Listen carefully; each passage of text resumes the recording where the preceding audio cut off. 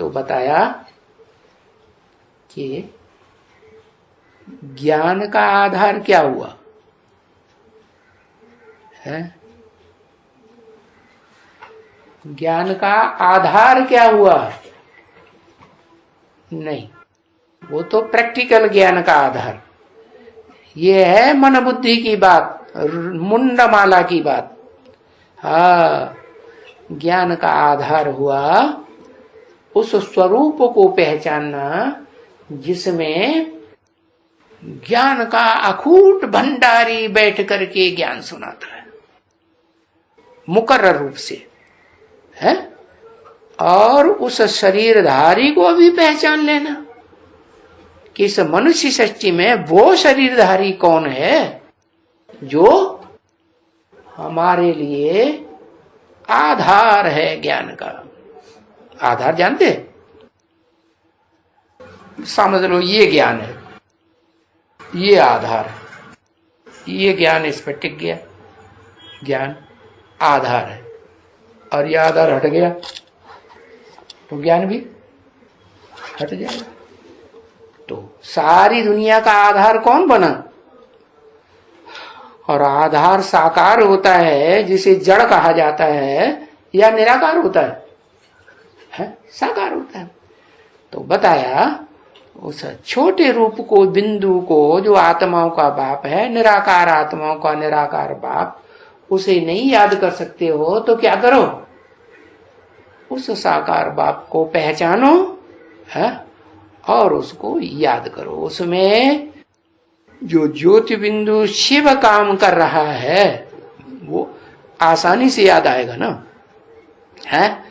साकार में निराकार को याद करने की प्रैक्टिस जल्दी पड़ जाएगी, सहज हो जाएगा। तो बताया ये जितना जितना तुम साकार में निराकार को याद करेंगे तुम्हारे अंदर गुण आएंगे। क्या गुण साकार से आते हैं कि निराकार से आते हैं? साकार से गुण भी आएंगे। और फिर तुम आत्मा को याद करेंगे तो आत्मा भी बनेंगे या नहीं बनेंगे? मुर्दा को तो याद नहीं करेंगे, बाप ने तो बता ही दिया। क्या कहते हैं? शिव शंकर। शिव शंकर में से शिव हटा दो तो क्या बचेगा? मुर्दा बचेगा ना। तो मुर्दे को याद करना है क्या? नहीं। तो पक्का पक्का कर दो कि उस साकार स्वरूप को जो पत्थर बुद्धि बताया बन जाता है अंतिम जन्म में, उस पत्थर में कौन काम करता है? शिव की आत्मा काम करती है। वो याद करेंगे हैं तो तुम भी वैसे ही ऊंचे बनेंगे, पावरफुल बनेंगे जैसा वो निराकार सो साकार बाप है। तो अंतर क्या पड़ेगा? तुम निराकारी स्टेज बाप समान धारण करेंगे या नहीं करेंगे? है निराकारी स्टेज धारण करेंगे। तो निराकारी स्टेज जब धारण कर लेंगे तुम या तुम्हारा बाप, सबसे पहले तो बाप है ना, तो निर्गुण बनेगा या सगुण बनेगा?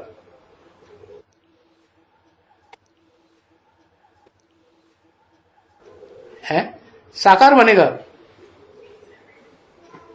निर्गुण नहीं बनेगा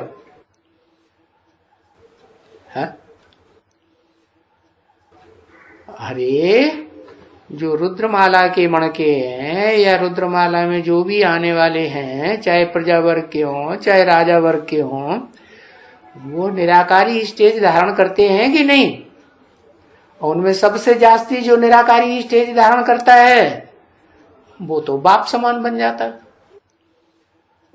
तो पूरा ही निर्गुण हो गया कि सगुण हुआ? है पूरा ही निर्गुण हो गया।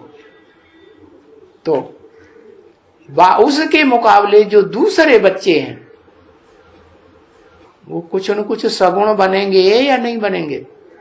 हैं बनेंगे। क्यों? क्योंकि निराकार के साथ साथ साकार को भी याद करते हैं। और वो जो बाप मनुष्य सृष्टि का बाप वो किसको याद करता है? निराकार को याद करता सिर्फ। अच्छा, अपनी भ्रिकुटी में शिव बाप को याद नहीं करता है? अरे कभी करता है कि नहीं करता है? करता है। तो वो फिर देवता नहीं बनेगा। है? जो देवताओं को गुणवान, अरे भाई जो गुणवान कहा जाता है वो गुणवान नहीं बनेगा। हाँ ठीक है, इसीलिए बाबा कहते हैं एक संस्था है, कौन सी? निर्गुण बालकों की संस्था। कहां की यादगार? संगम युग में ही तो सारी यादगारें हैं ना। भक्ति मार्ग में जो भी संस्थाएं बनी वो सब ज्ञान मार्ग में संगम युग में बाप ने आके जो बच्चों के द्वारा खेल कराया उसकी यादगारें बनी हुई है।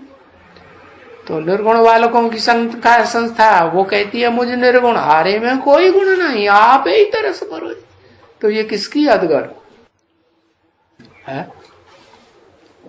तुम बच्चों की नंबरवार यादगार है क्या? कि तुम बच्चे पूरे साकार को भी फॉलो करने वाले नहीं बन पाते। क्यों? कि जिस साकार में निराकार को याद करते हो वो अंत तक क्या करेगा?